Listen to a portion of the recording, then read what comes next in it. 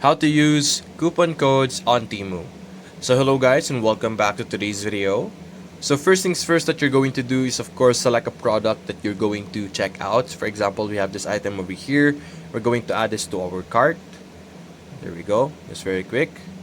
And now what we're going to do is we're going to visit our cart over here below. And now we have a few items over here.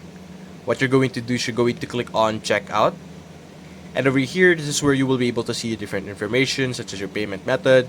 But if you scroll down, you will be able to see our apply coupon code over here. Simply select that. And if you have any coupon codes, this is where you will be able to locate and utilize them. This is also where you will be able to apply coupon codes if you have an external code out there. But if you already have one attached to your account, you will be able to easily get it from this area. So after that, simply click on submit order and you will then be able to get your product with a discount using your coupon code. So that's basically it guys. If you enjoyed this video, leave a like and subscribe. Thanks for watching.